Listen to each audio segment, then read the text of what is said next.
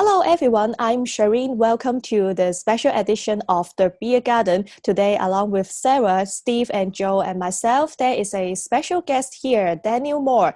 Daniel, happy to see you here. How are you? Is it all good right now? Thanks for having me on the show. Yeah, everything's great at the moment. Anticipating my start to my Hong Kong stint. So, yeah, things are getting exciting. Yes, you will be riding in Hong Kong soon. I want to know that how did you spend your time in the quarantine? It was very boring. To keep myself busy, I just kept to a routine. I had my first sort of 2 or 3 days in here. I kept it pretty simple and had a bit of a break. But from there on, I stuck to a good routine and trained twice a day in here. I was lucky enough the jockey club put a treadmill and a bike in here for us. So I was able to combine that with some sort of light resistant workouts and kept as fit as I possibly could. And what attracted you to Hong Kong racing after spending time in Korea, Malaysia, and Singapore? Look, obviously, I think, Joe, that Hong Kong's the pinnacle. It's where the world's best riders go. And for any rider to be afforded the opportunity to come and ride here, I think he'd be pretty foolish to knock it back. So it's always, like I said, it's always been a dream for me to ride here, and obviously my current form in Australia warranted a position here. So looking to make the most of it. Hi there, Daniel. It's Steve here from Edinburgh in Scotland at 3 a.m. in the morning. I was just wondering, as well as your preparation fitness-wise, have you been looking at the racing in Hong Kong, maybe watching the racing, the tactics, have you drawn wide, that kind of thing, just so you can sort of hit the ground running? Yeah, look, obviously it's going to be a little difficult to get on those really good quality rides, but I've watched Hong Kong from afar, most of my life. When time permitted, we always watched Hong Kong races. It was on in the jockey's room back home, so we obviously watch between races. So I don't have a firm grasp on most of the horses here yet, but I have taken probably more of a keen interest the last sort of 3 to 4 weeks since I knew that I was coming over. Great. That's great. Who are your biggest inspirations for your career? It's strange, I don't really look up to a lot of other jockeys. I think the main jockey I look up to and really admire, and he's not the most forthcoming with interviews and things like that, he's probably Ryan Moore. Really like his style. He's no fuss. Beautiful to watch in a race. He's so strong in a finish, and he just doesn't let outside influences phase him. So he's probably what I looked up to jockey-wise, but I love my sport. Any form of sport I watch religiously, and I look at the elite sportsmen in their different fields and different sports, and I try and take a little bit here and there from everybody, I guess. I'm sorry. No, go ahead, Joe. When you got your Group 1 victories, I've been watching a lot of Australia racing, a big fan of international racing. And I know you've had your first Group 1 with Sierra Sue, the Rupert Clark, and then also Wild Ruler in the Moor Stakes. Funny enough, the same name. First off, what was it like getting your first Group 1 win? And then do you have a lot of confidence now going into Hong Kong, or was the confidence already there? Yeah, well, I was sort of lucky enough to ride a Group 1 race, a domestic Group 1 race in Mauritius a few years ago when I had a stint there. So, but it's always to ride an internationally recognised Group 1. It was always the aim, and I'd sort of never had super rides in them because I ride light. I generally ride horses lower in the handicap that didn't have a super chance. But after riding Sierra Sue in all her lead-up work and that, I was just supremely confident in her ability. And because I'd had that experience of riding in most of the major Group 1 races in Australia, I sort of went into that race unflustered. And to get the monkey off the back was really good. It was quite emotional for me. Obviously, it was a life's work to get to that point. And then crazy period of time for the next sort of 2 weeks, I think it was, where I rode Wild Ruler in the Moir, and then obviously Jonker in the Group 1 Manikato. So it all came pretty quickly, but It was during lockdown in Melbourne at that point, and it gave me a really good opportunity to reflect and focus on my task and kept that form going, which I sort of did throughout the spring, which was fantastic.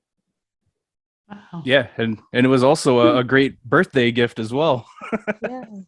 Yeah, definitely. It was a great gift. But, and then sort of getting back to your question, I don't think anything can physically and mentally prepare a jockey for Hong Kong. I've got a good grasp of what it's going to be like, but I do like a challenge, and I like starting from the bottom and trying to get to the top. So it's a challenge I'm grabbing with both hands, and I'm really eager to get involved. Yeah, we're great to see you here. We're really looking forward to seeing you over in Hong Kong. So good luck. We'll see you in Happy Valley and Sha Tin. It's going to be really interesting to see how you stack up with everybody in Hong Kong. So looking forward to that.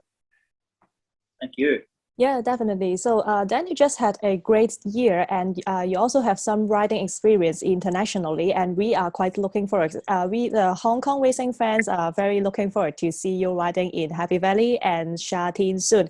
And then for our second part of this interview, we prepare a game for you. That will be the liar game. We always play this liar game with the jockeys, and this time Steve will be the challenger representing our team, Beer Garden. And this time, Sarah will be the judge. Yes, Okay. it is the game of lies.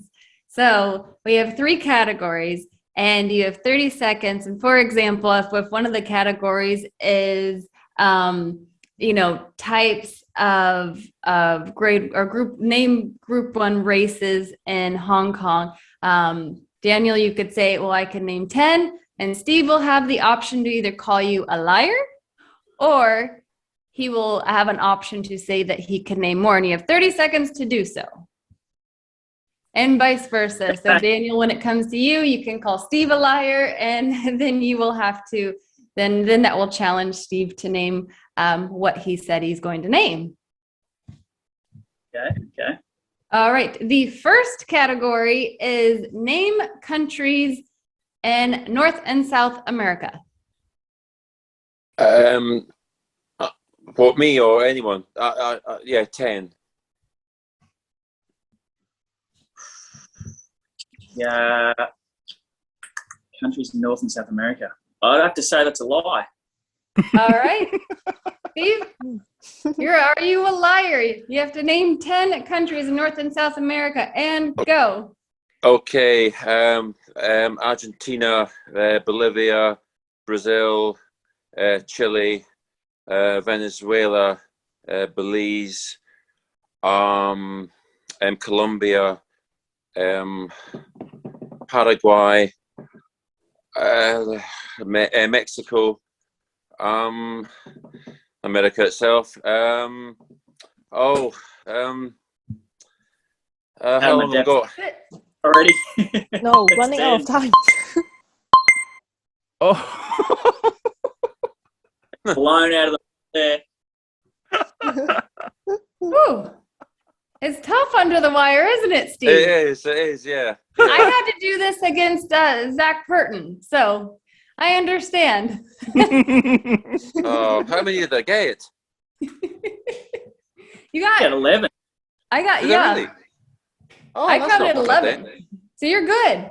All right. Well, let's go to the next question, and we'll give it to Daniel to start, and you could choose either to name a number that you can name, or we'll pass it on to Steve. So name types of drinks. Oh, okay. Now I'll take it on. Types of drinks. Yep. How many? What's your number? What are you going to give us? I'll go with conservative approach and go 15. Ooh. All right, Steve. Is Daniel a liar, or are you going to challenge him? Oh, you're a liar. I mean, I'll get 5. All right, Daniel, your time starts now. All right. Red wine, white wine, beer, vodka soda, gin and tonic, Negroni, White Russian, Black Russian, tequila, Campari soda. Oh dear, I'm under the pump here. 5 more to go.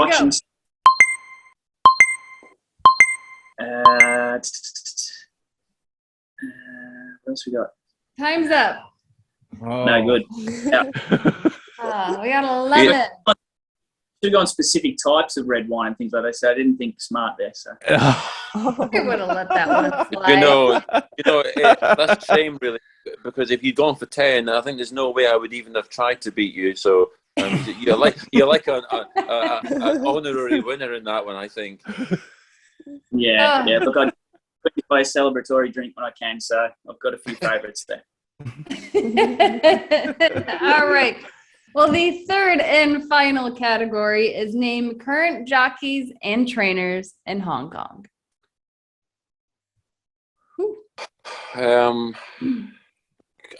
10. All right. Daniel, you going to call him a liar? Yeah, I'm going to call him a liar because I want to hear what he's got. Do you have to do oh my goodness. Do you have to oh, no. All right. No pressure. 10 of each. No pressure at all. Do I have All to right. do 10 of each? Combined. 10 of each. 10 of each, Shireen, or 10 combined? Combined. Combined. Yeah. All right. Quite All right. easy, You get right? 10 combined, and your time starts now. Zach Purton, Joe Moreira, Rune Meyer, Jerry Chow, Matthew Chadwick, Frankie Lohr, Benno Young. I can't say David Ferraris. Oh my goodness, 3 more to go. What's wrong with my brain? 3 more. Come on, Steve. It is 3. You're talking to one. 5 seconds left. Oh, I'm sorry. I've lost it. I've lost it. Time is up. You had 3 more to go, and you missed. I want to say maybe one of the obvious ones who's sharing our screen with us tonight. Yeah. Well, I didn't want to cheat. I felt like I was cheating if I said Daniel. Well, Technically, I haven't ridden in Hong Kong yet, so you know. Yeah. that's true. yeah. That's true. Yeah. I mean, I don't know. Johnny Size, Frankie Law, and Casper Founds. Some big names there. Yeah. What an absolute loser I am. Well, at least you get some dang good picks on our show, so we'll let it slide, Steve. Yeah. Oh, I don't know what to say. It's funny that, isn't it? How under pressure your brain just freezes. Yeah. Happens to me. I'm not good with trivia because I'm the same thing. I just go blank. Yeah. We'll give you some credit to the fact that it's 3 a.m. and you're trying to function at stupid o'clock in the morning, middle of the night.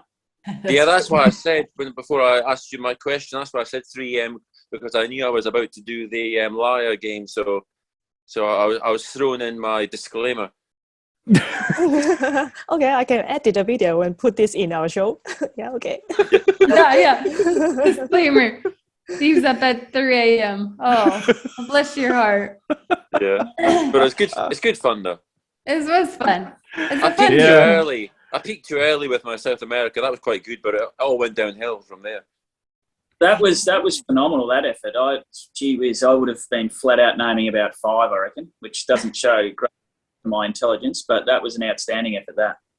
Yeah, well, thank you. I got food poisoning in Bolivia, so I always remember that. Oh no, not good memories. Well, we'll have to get you out to at least North America, Daniel. Me and Joe would like to see you run in the States here. Maybe we'll get you out for a Breeders' Cup some year.